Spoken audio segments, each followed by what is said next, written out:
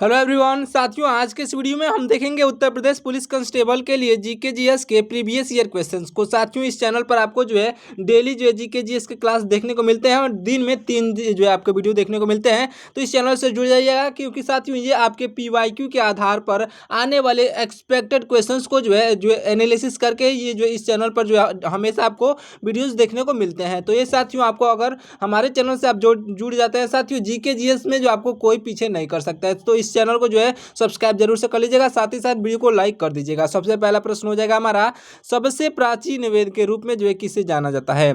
साथियों, सबसे प्राचीन वेद के रूप में साथियों याद रख लीजिएगा, यह जाना जाता है ऋग्वेद को। ऑप्शन नंबर बी पर दिया गया ऋग्वेद आपका बिल्कुल राइट आंसर हो जाएगा। साथियों, ऑप्शन नंबर का बी ऋग्वेद आपका राइट आंसर हो जाएगा।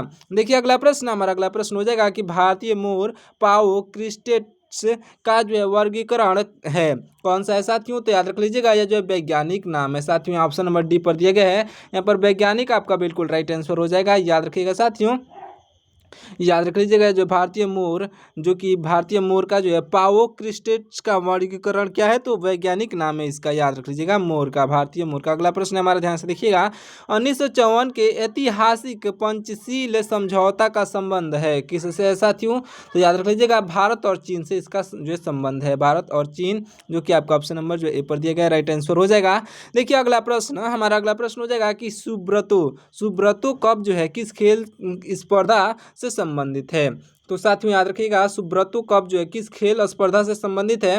राइट आंसर हो जाएगा ऑप्शन नंबर का सी, यानी कि फुटबॉल से संबंधित है। साथियों, ऑप्शन नंबर सी पर दिया गया फुटबॉल इस क्वेश्चन का राइट आंसर हो जाएगा। याद रख लीजिएगा। देखिए अगला प्रश्न, हमारा अगला प्रश्न हो जाएगा कि भारत का सबसे बड़ा सार्वजनिक उपक्रम कौन सा है। तो भारत का सबसे बड़ा सार्वजनिक उपक्रम जो है यह हो जाएगा साथियों भारतीय रेल। आपका ऑप्शन नंबर जो है डी पर दिया गया है भारतीय रेल इस क्वेश्चन का राइट आंसर हो जाएगा। याद रख लीजिएगा साथियों, भारतीय रेल आपका राइट आंसर होगा। अगला प्रश्न हो जाएगा हमारा, विद्युत ऊर्जा को यांत्रिक ऊर्जा में कौन बदलता है।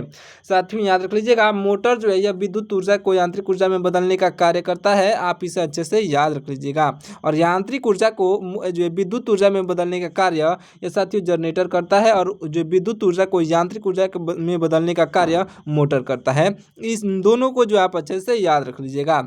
देखिए अगला प्रश्न, हमारा अगला प्रश्न है कि प्रकाश संश्लेषण हेतु कौन सी गैस अनिवार्य है। तो प्रकाश संश्लेषण हेतु साथियों कार्बन डाइऑक्साइड जो है अनिवार्य है, क्योंकि साथियों कार्बन डाइऑक्साइड जो है पौधे लेते हैं, इससे जो है तभी प्रकाश संश्लेषण की प्रक्रिया पूर्ण होती है। तो याद रख लीजिएगा साथियों कार्बन डाइऑक्साइड आपका राइट आंसर हो जाएगा। और जो मनुष्यों के लिए ऑक्सीजन की जो आवश्यकता होती है ये भी याद रख लीजिएगा सांस लेने के लिए। अगला प्रश्न हमारा, केंद्रीय खाद्य प्रौद्योगिकी संस्थान स्थित है कहाँ पर स्थित है। साथियों, तो याद रख लीजिएगा यह जो है मैसूर में स्थित है। ऑप्शन नंबर ए पर दिया गया मैसूर आपका राइट आंसर हो जाएगा। साथियों, आज ये क्लास जो आपको थोड़ा लेट दिखने को मिल जाएगा, क्योंकि साथियों आज जो थोड़ा ज़रूरी काम था, लेकिन फिर भी मैंने टाइम निकाल करके आपको जो है क्लासें आपको जो है डेली कराई जा रही हैं। तो इसलिए इस चैनल को सब्सक्राइब जरूर से कर लीजिएगा। मोस्ट इंपॉर्टेंट क्वेश्चंस को जो है मतलब कवर किया जाता है इस चैनल पर, तो इस चैनल को सब्सक्राइब जरूर से करिएगा। अगला प्रश्न हो जाएगा हमारा, अगला प्रश्न क्या है यहाँ पर, खगोल विज्ञान के अनुसार सूर्य किस प्रकार का जो है तारा है। तो खगोल विज्ञान के अनुसार साथियों सूर्य जो है यह सूर्य पीला बौना तारा है, पीला बौना तारा है। ऑप्शन नंबर डी पर दिया गया बिल्कुल राइट आंसर हो जाएगा। याद रखिएगा। देखिए अगला प्रश्न, हमारा अगला प्रश्न है कि बौद्ध धर्म के मूल संस्थापक कौन माने जाते हैं। राइट आंसर साथियों हो जाएंगे गौतम बुद्ध माने जाते हैं, गौतम बुद्ध, जो कि आपका ऑप्शन नंबर जो है सी पर दिए गए बिल्कुल राइट आंसर होंगे। देखिए अगला प्रश्न, हमारा अगला प्रश्न हो जाएगा, ध्यान से देखिएगा, तुम मुझे खून दो मैं तुम्हें आज़ादी दूंगा किसने कहा था। तो याद रख लीजिएगा साथियों यह कहने वाले सुभाष चंद्र बोस, आपका ऑप्शन नंबर जो है सुभाष चंद्र बोस, जो कि आपका ऑप्शन नंबर ए पर दिए गए हैं बिल्कुल राइट आंसर हो जाएंगे। साथियों याद रख लीजिएगा सुभाष चंद्र बोस आपके राइट आंसर होंगे। अगला प्रश्न है हमारा कि सम्राट अशोक ने किस युद्ध के जो है उपरांत बौद्ध धर्म लिया, मतलब बौद्ध धर्म अपना लिया था। तो याद रख लीजिएगा साथियों सम्राट अशोक ने साथियों यह जो है कलिंग के युद्ध के बाद से बौद्ध धर्म अपनाया था। ऑप्शन नंबर बी पर दिया गया कलिंग इस क्वेश्चन का राइट आंसर हो जाएगा। याद रखिएगा। देखते हैं अगला प्रश्न, अगला प्रश्न है हमारा कि भारतीय इतिहास में जो है भारत का नेपोलियन कौन है। तो भारतीय इतिहास में भारत का नेपोलियन की बात की जाए साथियों तो यह समुद्रगुप्त आपका ऑप्शन नंबर सी पर दिया गया है, जो कि आपका राइट आंसर हो जाएगा। भारत का नेपोलियन समुद्रगुप्त को कहा जाता है। अगला प्रश्न है हमारा, ध्यान से देखिएगा, नमक कानून तोड़ने का मुख्य उद्देश्य क्या था। साथियों नमक कानून तोड़ने का जो मुख्य उद्देश्य था यह ब्रिटिश कर नीति का विरोध करना था। ऑप्शन नंबर जो है डी पर दिया गया यहाँ पर ब्रिटिश कर नीति का विरोध क्रोध आपका बिल्कुल राइट आंसर हो जाएगा, ऑप्शन नंबर का डी याद रख लीजिएगा। देखिए अगला प्रश्न, हमारा अगला प्रश्न हो जाएगा कि आईने ए अकबरी के रचयिता कौन थे।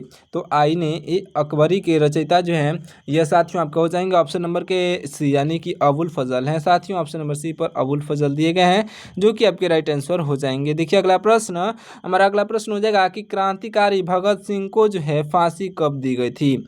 साथियों क्रांतिकारी भगत सिंह को फांसी जो दी गई थी यह दी गई थी 1931 में, आपका ऑप्शन नंबर सी पर दिया गया 1931 आपका बिल्कुल राइट आंसर हो जाएगा साथियों, याद रख लीजिएगा। देखिए अगला प्रश्न, हमारा अगला प्रश्न हो जाएगा कि खिलाफत आंदोलन का प्रमुख लक्ष्य क्या था। साथियों खिलाफत आंदोलन का प्रमुख लक्ष्य जो था यह क्या था। तो आपका राइट आंसर हो जाएगा ऑप्शन नंबर का डी यानी कि तुर्की खलीफा सत्ता। साथियों तुर्की खलीफा सत्ता आपका ऑप्शन नंबर डी पर दिया गया है जो कि आपका राइट आंसर हो जाएगा, याद रखिएगा। देखिए अगला प्रश्न, हमारा अगला प्रश्न हो जाएगा कि भारतीय संविधान की संघीय व्यवस्था प्रेरित है तो किससे साथियों प्रेरित है। ऑप्शन नंबर के ए यानी कि कनाडा से प्रेरित है साथियों, ऑप्शन नंबर ए पर दिया गया है कनाडा, इस क्वेश्चन का बिल्कुल राइट आंसर हो जाएगा, याद रख लीजिएगा। देखिए अगला प्रश्न, हमारा अगला प्रश्न हो जाएगा कि भारतीय संविधान का निर्माता किसे माना गया है। तो याद रखिएगा साथियों भारतीय संविधान का निर्माता जो है यह माना गया है ऑप्शन नंबर के बी यानी कि बी आर अम्बेडकर को माना गया है, आपका ऑप्शन नंबर बी पर दिया गया है बी आर अम्बेडकर, आपका बिल्कुल राइट आंसर हो जाएगा साथियों, याद रखिएगा। देखिए अगला प्रश्न, हमारा अगला प्रश्न हो जाएगा कि ग्राम पंचायत हेतु न्यूनतम आयु सीमा क्या है। तो ग्राम पंचायत के जो है लिए न्यूनतम जो है आयु सीमा क्या है, आपका राइट आंसर हो जाएगा साथियों, ऑप्शन नंबर का डी यानी कि 21 वर्ष है, ऑप्शन नंबर डी पर 21 ईयर्स यानी कि 21 वर्ष दिया गया है, राइट आंसर हो जाएगा। देखिए अगला प्रश्न, हमारा अगला प्रश्न हो जाएगा कि अर्थव्यवस्था के किस क्षेत्र में जो है सर्वाधिक विस्तार है। तो अर्थव्यवस्था के साथ ही तृतीय क्षेत्र आपका ऑप्शन नंबर जो है तृतीय क्षेत्र आपका ऑप्शन नंबर सी पर दिया गया, बिल्कुल राइट आंसर हो जाएगा साथियों। अर्थव्यवस्था के जो है तृतीय क्षेत्र में जो है सर्वाधिक विस्तार है, और तृतीय क्षेत्र साथियों कौन सा कहलाता है। तो आयात निर्यात या फिर जितने भी आपके जो है बिजनेस जो होते हैं ये साथियों तृतीय क्षेत्र में आते हैं, तो इसे आप अच्छे से याद रख लीजिएगा। चलिए देखिए अगला प्रश्न, हमारा अगला प्रश्न हो जाएगा कि भारत की पंचवर्षीय योजना किस पर आधारित है। साथियों भारत की पंचवर्षीय योजना जो है यह आधारित है साथियों मिश्रित अर्थव्यवस्था पर, आपके मिश्रित अर्थव्यवस्था आपका ऑप्शन नंबर डी पर दिया गया, बिल्कुल राइट आंसर हो जाएगा, याद रख लीजिएगा साथियों मिश्रित अर्थव्यवस्था आपका राइट आंसर होगा। अगला प्रश्न क्या है हमारा, ध्यान से देखिएगा, भारतीय रिजर्व बैंक की स्थापना कब हुई थी। साथियों भारतीय रिजर्व बैंक की स्थापना जो है यह हुई थी 1935 में, 1935 आपका ऑप्शन नंबर बी पर दिया गया, राइट आंसर हो जाएगा, याद रख लीजिएगा। अगला प्रश्न है हमारा कि कथक जो है शास्त्रीय नृत्य किस राज्य का है। तो यह उत्तर प्रदेश का है साथियों, उत्तर प्रदेश जो कि आपका ऑप्शन नंबर बी पर दिया गया, राइट आंसर हो जाएगा, याद रख लीजिएगा। देखिए अगला प्रश्न, हमारा अगला प्रश्न हो जाएगा कि वैदिक धर्म के वेद किस भाषा में जो है रचित हैं। साथियों वैदिक धर्म के वेद किस भाषा में रचित हैं। तो आपका राइट आंसर हो जाएगा साथियों ऑप्शन नंबर का बी यानी कि संस्कृत भाषा में, ऑप्शन नंबर बी पर दिया गया है संस्कृत भाषा, आपका बिल्कुल राइट आंसर हो जाएगा, याद रख लीजिएगा। देखते हैं अगला प्रश्न, हमारा अगला प्रश्न हो जाएगा साथियों कि भारत का सबसे बड़ा धार्मिक ग्रंथ कौन सा है। साथियों भारत देश का सबसे बड़ा धार्मिक ग्रंथ की बात की जाए तो महाभारत आपका बिल्कुल राइट आंसर हो जाएगा साथियों, ऑप्शन नंबर बी पर महाभारत दिया गया है जो कि आपका राइट आंसर होगा। देखते हैं अगला प्रश्न, हमारा अगला प्रश्न हो जाएगा कि भारत की प्रमुख देखिए यहाँ पर भारत की प्रमुख खरीफ फसल कौन सी है। साथियों भारत की प्रमुख खरीफ फसल की बात की जाए तो धान है साथियों, प्रमुख की बात की जा रही है तो धान आपका बिल्कुल राइट आंसर हो जाएगा। और जो भारत की जो है प्रमुख रबी की फसल कौन सी है तो गेहूं है, ये भी याद रखिएगा। अगला प्रश्न हो जाएगा हमारा मिश्रित कृषि में क्या शामिल होता है। साथियों मिश्रित कृषि में साथियों फसल उगाना तथा जो है पशुपालन दोनों शामिल होता है। साथियों फसल उगाना और पशुपालन आपका ऑप्शन नंबर जो है आपका ऑप्शन नंबर ए पर दिया गया, बिल्कुल राइट आंसर हो जाएगा, पशुपालन और फसल उगाना। अगला प्रश्न देखते हैं, हमारा अगला प्रश्न हो जाएगा, ध्यान से देखिएगा, यहाँ पर भारत का जो है विदेश व्यापार किस माध्यम से है। तो भारत का विदेश व्यापार जो है किस माध्यम से है साथियों, राइट आंसर हो जाएगा, आपका राइट आंसर होगा आपका ऑप्शन नंबर का डी यानी कि समुद्री मार्ग। साथियों भारत का विदेश व्यापार जो है समुद्री मार्ग के माध्यम से है, आपका ऑप्शन नंबर डी पर दिया गया, राइट आंसर हो जाएगा। देखते हैं अगला प्रश्न, हमारा अगला प्रश्न हो जाएगा कि प्रोजेक्ट कुशा का मुख्य संबंध किससे है। साथियों प्रोजेक्ट कुशा का मुख्य संबंध जो है यह है साथियों आपका ऑप्शन नंबर का सी यानी कि वायु रक्षा प्रणाली से। साथियों ऑप्शन नंबर सी पर वायु रक्षा प्रणाली दिया गया है जो कि आपका बिल्कुल राइट आंसर हो जाएगा, अच्छे से याद रख लीजिएगा। देखते हैं अगला प्रश्न, ध्यान से देखिएगा, हमारा अगला प्रश्न हो जाएगा साथियों सन 2011 की जनगणना के अनुसार जो है सन 2011 की जनगणना के अनुसार यहाँ पर नगरीय जनसंख्या है, कितनी है साथियों नगरीय जनसंख्या, तो 31.16% है। साथियों याद रख लीजिएगा 2011 की जनगणना के अनुसार यहाँ पर नगरीय जनसंख्या कितनी है, तो याद रख लीजिएगा साथियों यहाँ आपका राइट आंसर हो जाएगा 31.16%। ऑप्शन नंबर बी पर दिया गया है यहाँ पर 31.16% आपका बिल्कुल राइट आंसर हो जाएगा, याद रख लीजिएगा।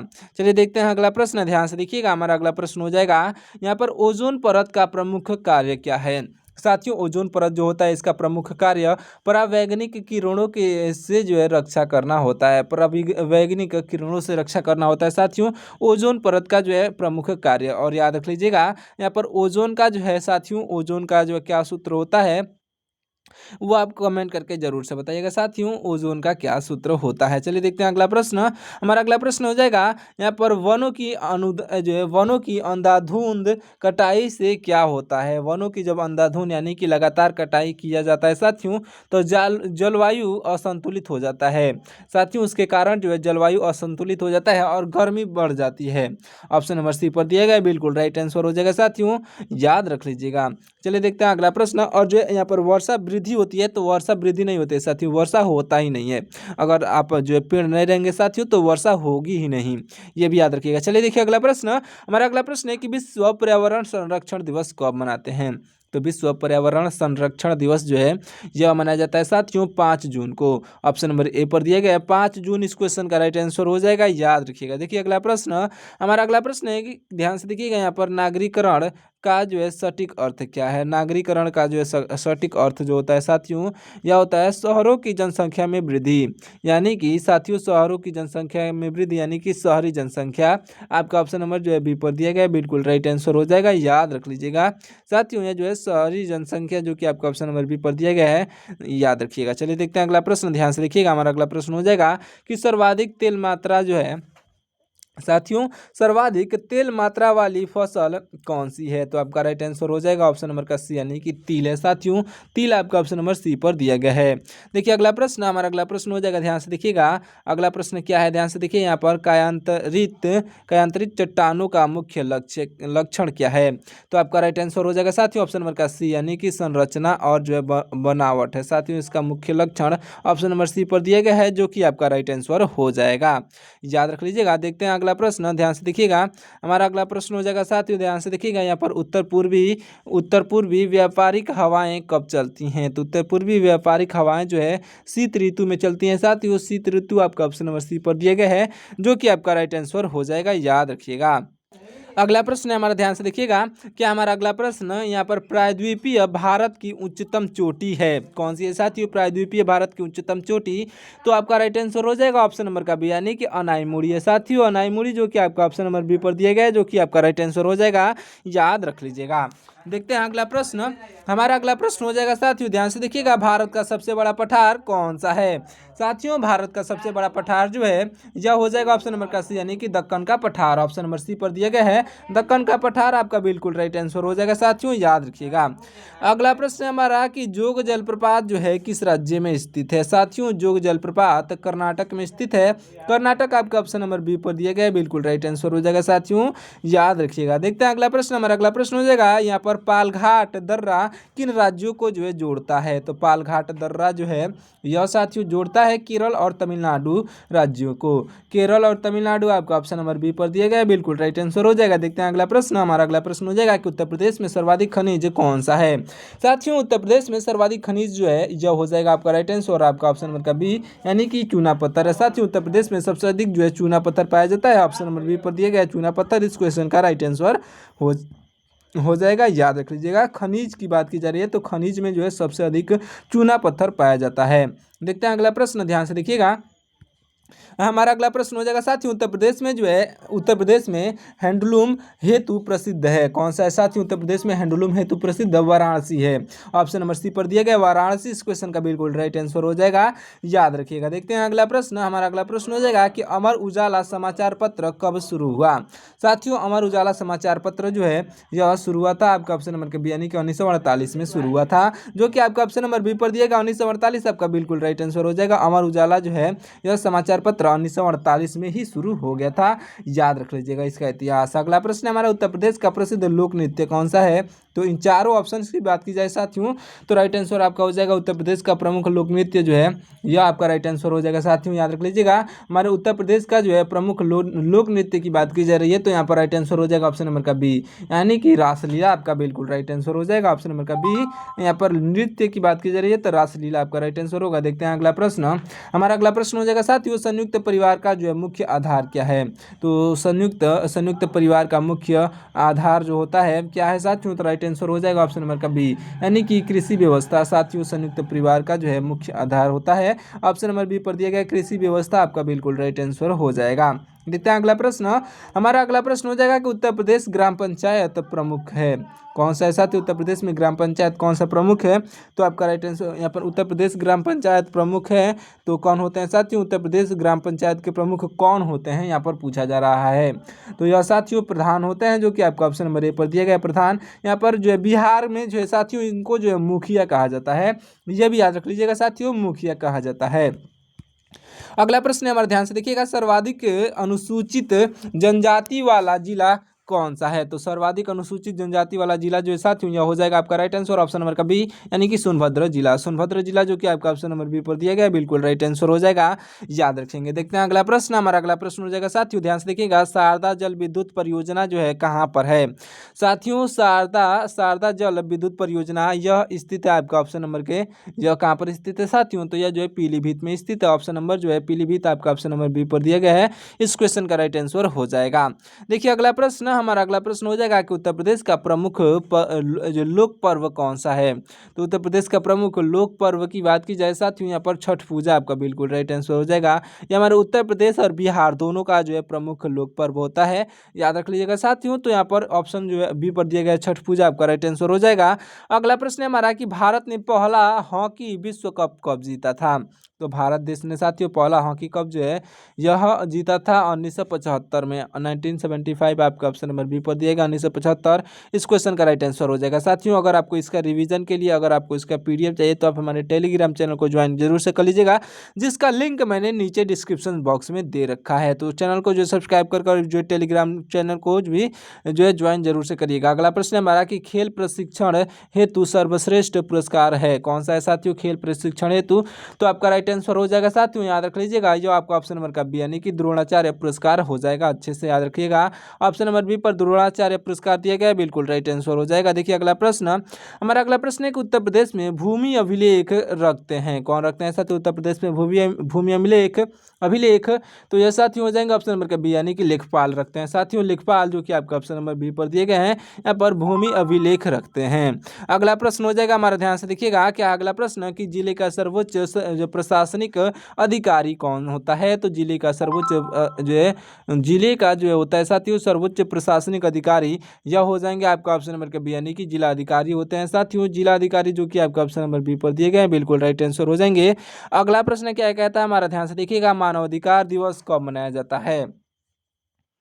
साथियों मानव अधिकार दिवस जो है यह मनाया जाता है साथियों 10 दिसंबर को। कब मनाया जाता है? तो 10 दिसंबर को आपका ऑप्शन नंबर ए पर दिया गया है 10 दिसंबर, इस क्वेश्चन का राइट आंसर हो जाएगा, याद रखिएगा। अगला प्रश्न है हमारा ध्यान से देखिएगा। अगला प्रश्न है कि आंतरिक सुरक्षा का जो मुख्य दायित्व है कौन सा है साथियों? आंतरिक सुरक्षा का मुख्य दायित्व तो राइट आंसर हो जाएगा साथियों केंद्र सरकार है। ऑप्शन नंबर जो है केंद्र सरकार आपका ऑप्शन नंबर बी पर दिया गया है बिल्कुल राइट आंसर हो जाएगा। देखिएगा अगला प्रश्न हमारा अगला प्रश्न हो जाएगा कि आतंकवाद का जो मुख्य उद्देश्य क्या है? साथियों आतंकवाद का मुख्य उद्देश्य होता है भय और अस्थिरता फैलाना, जो कि आपका ऑप्शन नंबर जो है सी पर दिया गया है बिल्कुल राइट आंसर हो जाएगा ऑप्शन नंबर का सी। चलिए देखते हैं अगला प्रश्न। हमारा अगला प्रश्न हो जाएगा कि सबसे लंबी अंतर्राष्ट्रीय सीमा है, इन चारों ऑप्शन में से सबसे लंबी अंतर्राष्ट्रीय सीमा की बात की जाए तो यह आपका राइट आंसर हो जाएगा बांग्लादेश है साथियों। ऑप्शन नंबर जो है डी पर दिया गया बांग्लादेश, इस क्वेश्चन का राइट आंसर हो जाएगा। देखते हैं अगला प्रश्न। हमारा अगला प्रश्न क्या है ध्यान से देखिएगा यहाँ पर कनाडा की राजधानी क्या है? साथियों कनाडा की राजधानी की बात की जाए तो यह जो ओटावा ओटावा है कनाडा की राजधानी, जो कि आपका ऑप्शन नंबर बी पर दिए गए, ओटावा आपका बिल्कुल राइट आंसर हो जाएगा। लास्ट प्रश्न देखिएगा साथियों, यहाँ पर विश्व कैंसर दिवस 2026 की थीम क्या थी? तो विश्व कैंसर दिवस 2026 की थीम साथियों यह जो यूनाइटेड बाय यूनिट थी, आपके ऑप्शन नंबर सी पर दिया गया, यूनाइटेड बाय यूनिट आपका ऑप्शन नंबर का सी राइट आंसर हो जाएगा। साथियों चलिए इस वीडियो को यहीं पे समाप्त कर देते हैं, मिलते हैं किसी और वीडियो में, तब तक के लिए आप हमारे वीडियो को लाइक करके और चैनल को सब्सक्राइब जरूर से कर लीजिएगा, साथ ही साथ अपने दोस्तों के पास इस वीडियो को शेयर जरूर से करिएगा। साथियों मिलते हैं किसी और वीडियो में, तब तक के लिए जय हिंद।